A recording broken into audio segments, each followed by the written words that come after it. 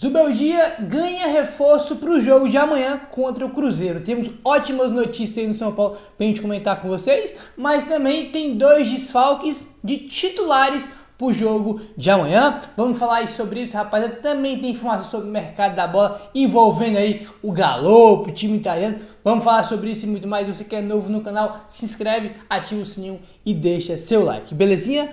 Tranquilão? Então vamos embora para as notícias do São Paulo. E hoje foi dia do último treino do São Paulo para encerrar a preparação para o jogo de amanhã contra o time do Cruzeiro. E mais uma vez vamos ver uma escalação diferente, porque o Zubeldia vai ser obrigado a fazer uma escalação já diferente do que foi contra o Tajeres por causa de dois desfalques, tá bom? Zubeldia faz último treino antes do Cruzeiro e estuda mudanças no ataque.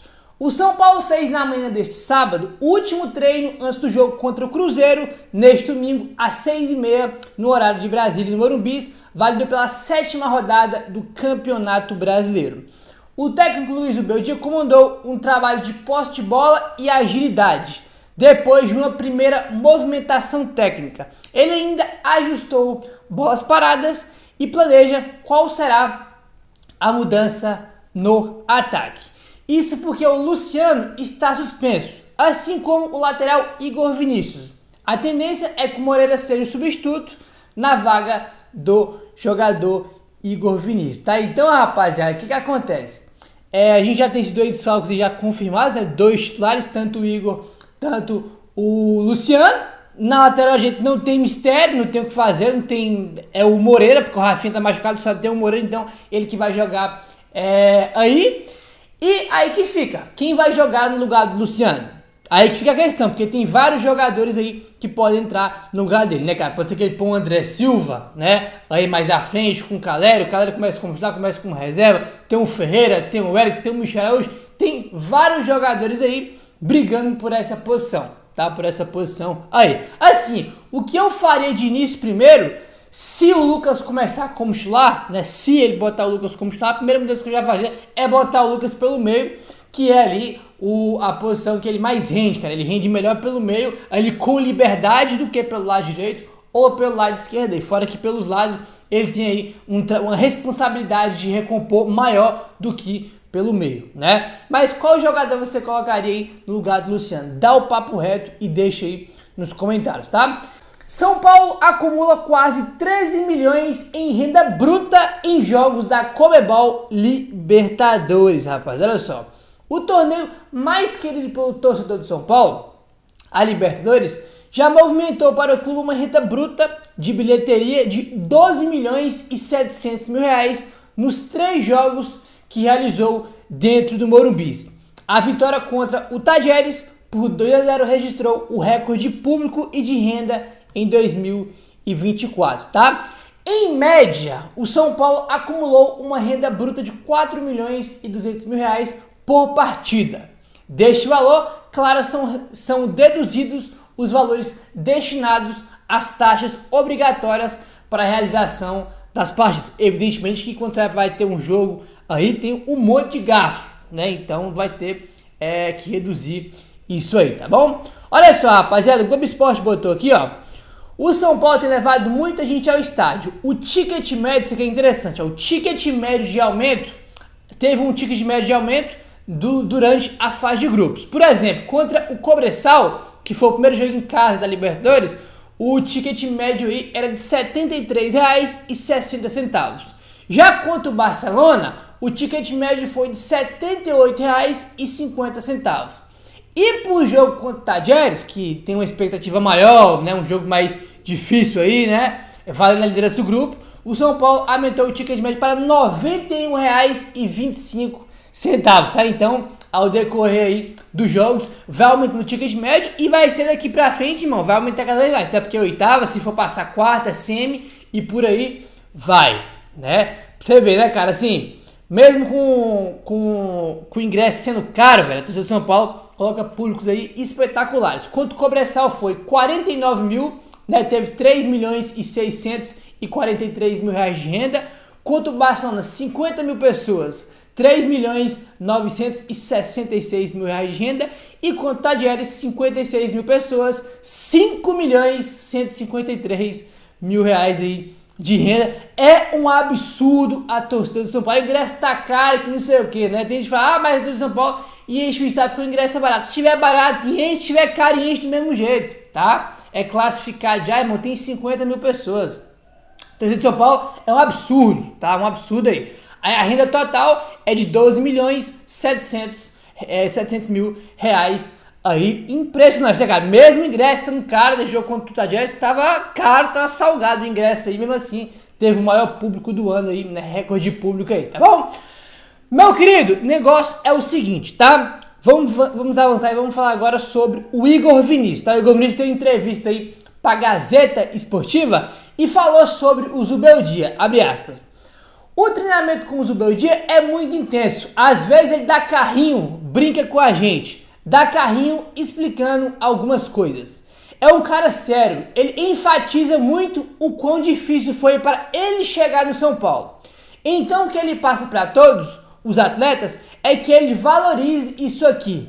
Na preleção contra o Tadieres agora, ele disse que teve uma lesão no joelho e isso tirou ele da carreira de atleta. E ele falou que daria tudo para jogar uma Libertadores nessa atmosfera do Morumbi, lotado, 60 mil pessoas.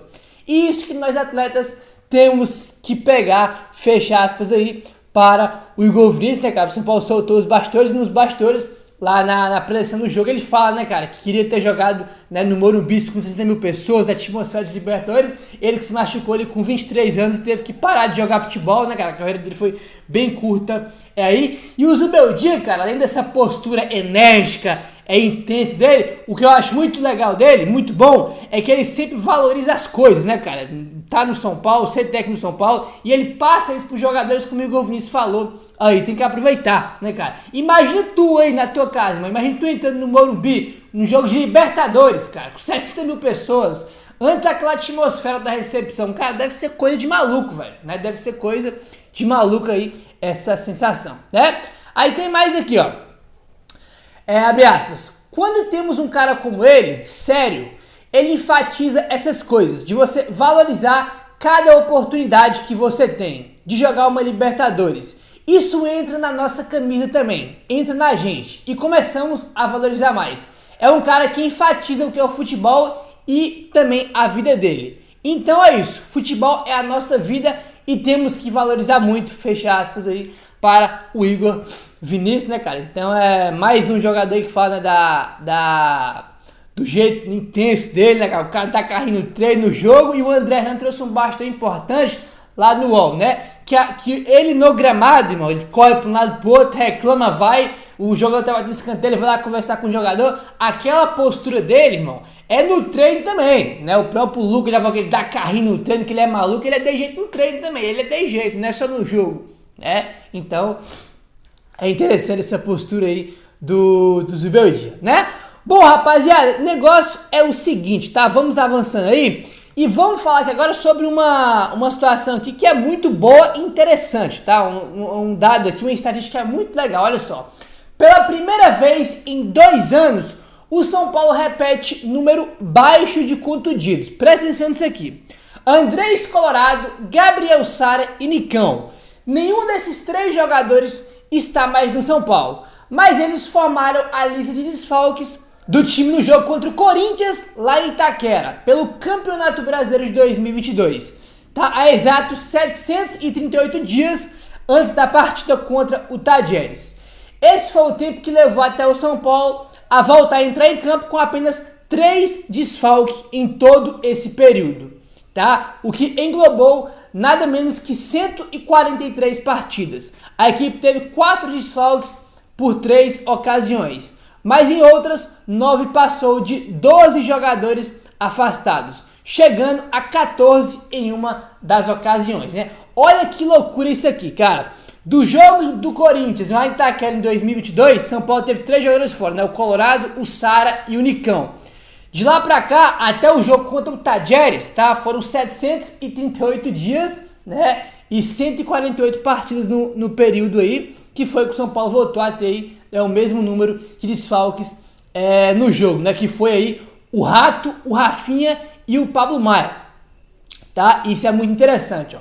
A diminuição na quantidade atual foi proporcionada pela volta do Caleri, que começou no banco de reservas, mas entrou em campo aos 13 minutos do segundo tempo no lugar do Juan.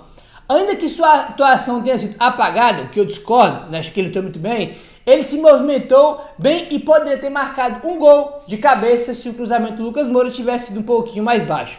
Com a iminente volta de Rato, que já vem treinando com o grupo, embora não saiba quando ele volta a jogar, o São Paulo poderá ter apenas 2 desfalques em breve, algo que não acontece desde o jogo anterior àquele majestoso em maio, né, do ano retrasado em 2022, no jogo contra o Jorge Wilstermann da Bolívia. Foi a última vez que o São Paulo teve aí 2 jogadores machucados. Olha que interessante, cara. Então, nos últimos anos aí, o período do São Paulo menos teve jogador machucado, né, lesionado aí, foi no jogo contra o Jorge Wilstermann e também no clássico contra o Corinthians aí, né, quando o Jorge Wilstermann tinha 2 jogadores machucados e contra o Corinthians tinha 3 fora aí. E no jogo contra o Tajeres a gente voltou a ter só 3 desfalques, né? Que foi o Rato, o Rafinha e o Pablo Maia, né? Desfalques que eu falo por lesão, tá, rapaziada? E a gente vai jogar amanhã contra o Cruzeiro apenas com 2 jogadores machucados, que é o Rafinha, né? Que não tem previsão de volta aí, e o Pablo Maia, que teve uma cirurgia, né? Uma lesão bem grave aí e vai voltar só no segundo semestre. Então a gente vai jogar amanhã só com 2 jogadores machucados, o que isso é espetacular, que o DM do São Paulo tá cada vez mais vazio aí, o que é uma excelente notícia, uma notícia maravilhosa aí, porque nos últimos anos, cara, recorde de lesão no Brasileirão de Série A, time que mais tem lesão aí, teve no Brasileirão do ano passado aí, recorde com todos os times do Brasil, um negócio assim inacreditável, e a torcida sempre reclamou com razão, né, e tá cada vez diminuindo aí essas lesões no São Paulo, né, cara? Então, desde esse período aí, né, do jogo contra o Corinthians e contra o Jorge Wilstermann, a gente não tinha 3 desfalques até o jogo contra o Tajeres, que foi Rato, Pablo Maia e também o Rafinha, e que já diminui pro jogo de amanhã, né, contando lesão, tá? Porque pro jogo de amanhã a gente tem o Igor Vinícius e Luciano, mas não vão jogar por suspensão, eu tô falando de lesionado, tá? Desfalque por lesão. A Gabriel e o Wellington Rato não tá machucado? Não. Tá aqui a informação do Alexander Vieira. O Wellington Rato treinou bem durante toda a semana e está liberado pelo departamento médico para enfrentar o Cruzeiro. Decisão está com o Zubeldia de levá-lo para o banco contra a Raposa ou aguardar o confronto contra o Internacional. Informação aí do Alexander Vieira, tá? Assim, vamos lá, rapaziada. O negócio é o seguinte, ó. Se a gente for pegar aqui, desde que o Zubeldia chegou, quando o Luiz Gustavo voltou de lesão, o primeiro jogo que ele já estava disponível para jogar, ele não botou o Luiz Gustavo, que eu não vou me lembrar agora de cabeça qual foi o jogo, mas ele não botou o Luiz Gustavo. Se eu não me engano, foi um jogo da Libertadores. Quando o Lucas voltou, o primeiro jogo que o Lucas estava disponível para jogar, ou pelo menos para ir para o banco, foi contra o Fluminense. O que o Zubeldia fez? Não colocou ele para jogar do Fluminense. Ele deixou ele fora contra o Fluminense e botou ele para jogar contra o Barcelona no segundo tempo, que foi aquele 0x0 lá. Então, em 2 casos aí, já quando o jogador volta, o Zubeldia espera um pouquinho ou um jogo para ele voltar a ser relacionado. Então, talvez aí ele faça a mesma coisa com o Rato. Tá disponível para amanhã, mas talvez ele não vá nem pro banco aí por opção do Zubeldia. Mas ele treinou bem, tá recuperado, tá disponível já, né? O DM já liberou o jogador aí. Se ele quiser levar o Wellington Rato pro banco amanhã, ele pode, porque ele já tá recuperado aí, né? Aí entra no tema que a gente acabou de comentar, né? Com o Wellington Rato já recuperado e disponível, só temos aí o Rafinha e também o Pablo Maia machucados. Cara, tomara, cara, que a gente tenha aí, né, consiga terminar uma temporada sem tanto desfalque como aconteceu nos últimos anos. Aí, tomara, cara, que não tenhamos aí mais lesões com tanta frequência. Evidentemente que é normal o jogador se machucar, lesionar, todo time tem desfalque, mas não dá para aceitar como foi nos últimos anos do São Paulo, né? Então, muito importante aí essas voltas. A gente teve aí, né, a volta do Caleri já, a volta do Lucas, né, que daqui a pouco em breve volte o Rafinha, o Pablo Maia aí, e que não temos tantas lesões aí, né, cara, que possam evidentemente atrapalhar a temporada do São Paulo aí, tá bom? Mas enfim, vamos avançando aí agora e vamos falar aí sobre o Galopo, rapaziada. Tá aqui a informação do Alexander Vieira. Galopo fechou com uma agência italiana, GG11, disposto a ser negociado para um clube da Itália. e ele já recebeu 3 sondagens de clubes italianos. No entanto, isso aconteceu antes da chegada do Zubeldia. Com o novo comandante, o argentino tem atuado e voltou a ser feliz com a sua situação no clube.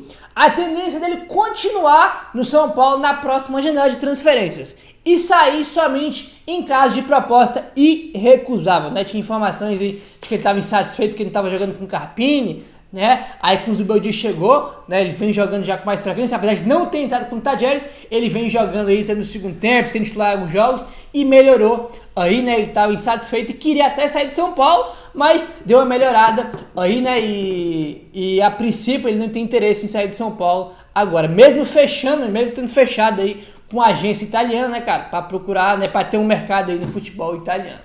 Meu querido, é isso. Se inscreve no canal, ativa o sininho. Valeu, tamo junto e saudações tricolores.